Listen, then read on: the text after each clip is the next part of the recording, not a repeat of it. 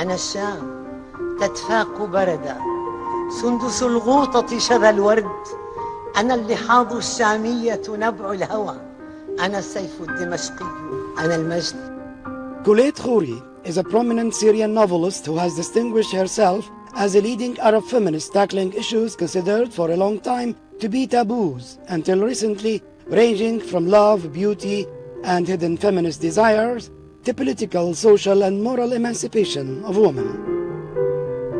Her style of writing is accessible, modernized by spontaneous use of simple diction and the clever manipulation of symbolism. Her lyrical orchestration of plot and character has attracted critics to her talent as a short story writer since she emerged into Syrian literary scene during the early 1950s.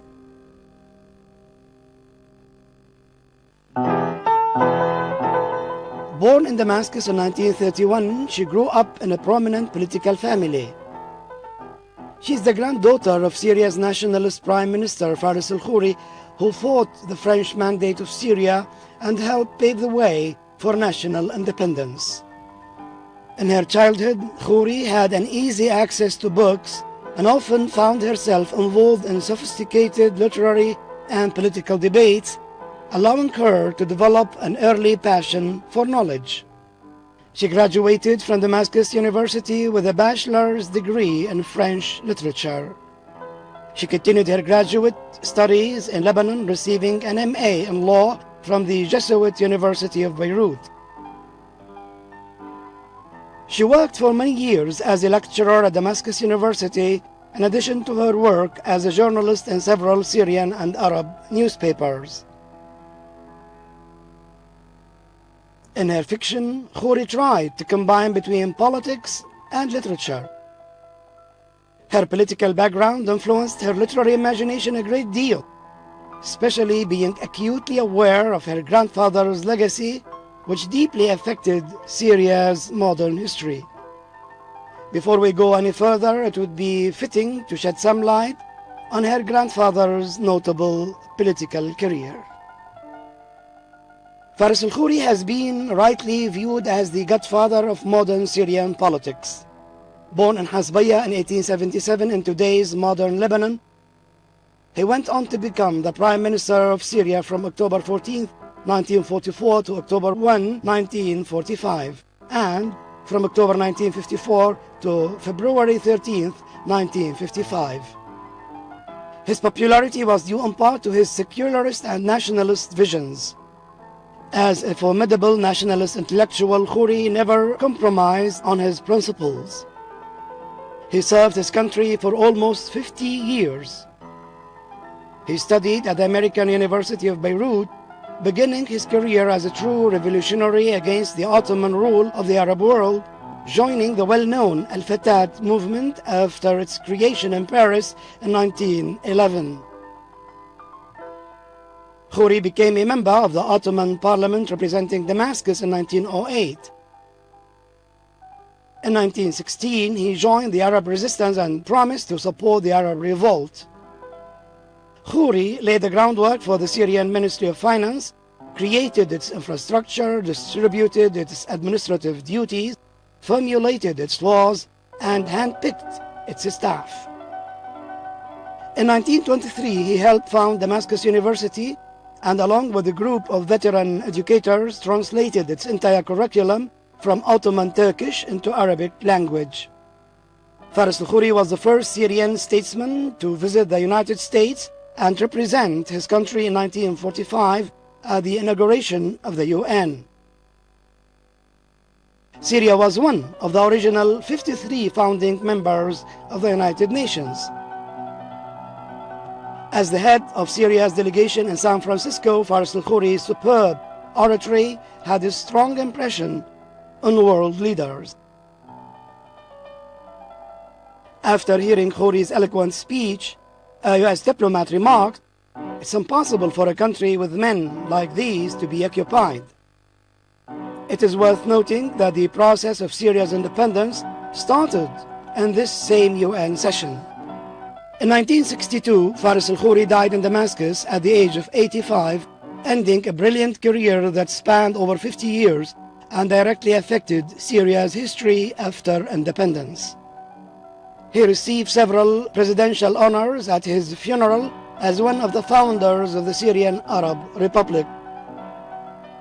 Most importantly, he was seen as a symbol of harmony among Syria's diverse religious backgrounds, calling for a secular state which respects all spiritual orientations. على الأغلب معظم إنتاجي من عالم الوعي وليس من عالم اللاوعي. Bearing such amazingly rich legacy on her shoulders, writer Colette Khoury began her literary career with the publication of a collection of poems in French in 1958. In it, Khoury expressed her discontent with social repression, expressing the emptiness and aimlessness of her fictional speakers.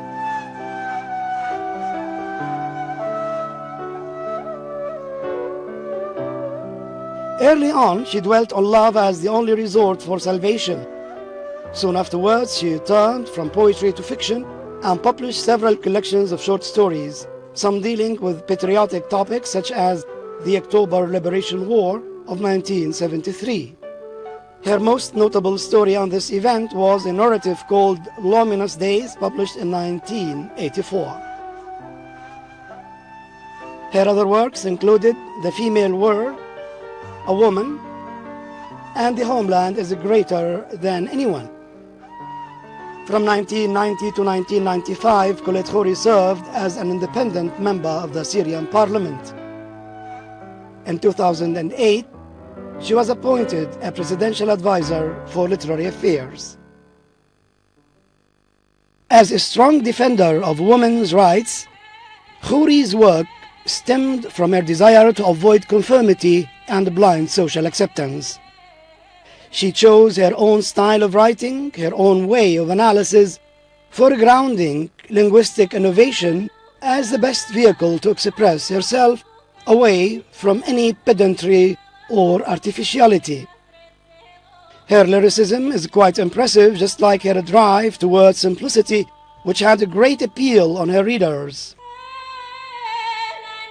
In one of her essays, she gives an amazingly simple yet very deep definition of womanhood by asserting that the woman is always a woman, regardless of time and place.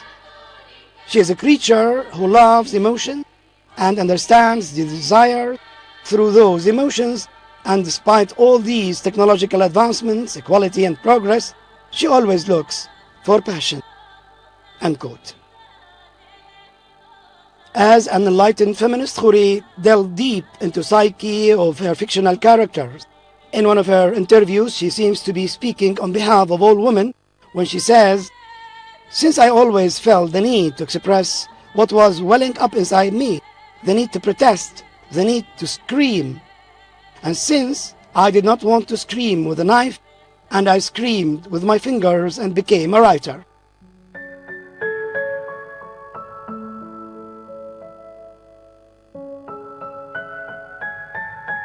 أعتقد أنه أنا المرأة في الحياة.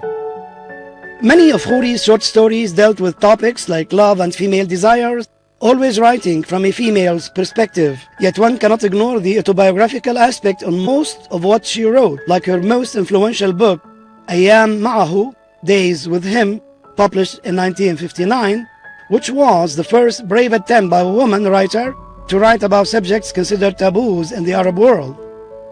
The novel was inspired by a love affair with the legendary Syrian poet Nizar Qabbani, who once described Colette Khoury by saying, "Because she is a city, I see in Colette Damascus."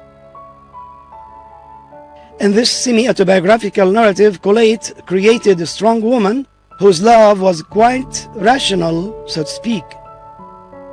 That is to say, it did not blind her heroine or made her weak, but rather strong and more hopeful. In the story, the character says forcefully, "No, I was not born only to learn cooking and then to marry, bear children and die. If this is the rule in my country, I will be the exception. I do not want to marry. Afterwards, Khoury published another important feminist work called A Single Night in 1961, which told a story about a night that the main character, Rasha, spent with a man who was a pilot in the French Air Force during World War II. Rasha, her fictional character, tries to find herself and regain control of her life through an extramarital relationship, since her husband, Salim, approached marriage as a business transaction, lacking emotion or compassion.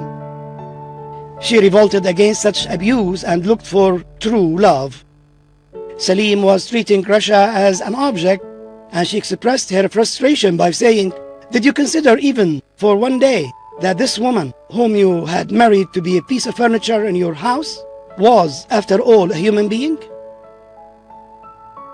In one of her interviews, Khoury defends her technique and her unique approach to her fictional characters, stressing that she likes to adopt the technique of absolute consciousness by avoiding what most writers of her generation often celebrated and considered to be the backbone of every creative literary act, namely unconsciousness.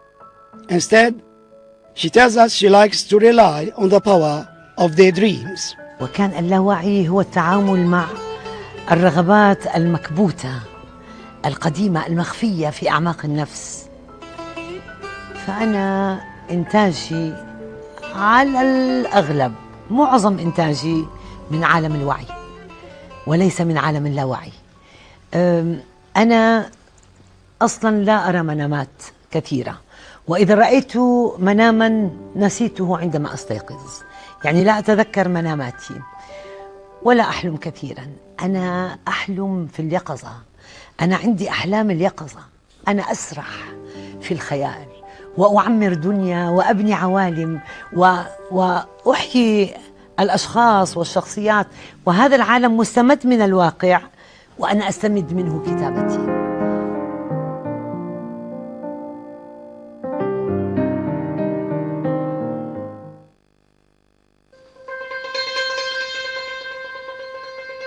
أنا الأميرة المكللة بالغار رغم نهات الحاسدين الحاقدين. Despite her old age, Colette remains extraordinarily very active, giving literary interviews and taking part in poetry recording at some local radio stations, most notably Sham FM. In addition, she occasionally published articles in local media on a wide range of political literary issues.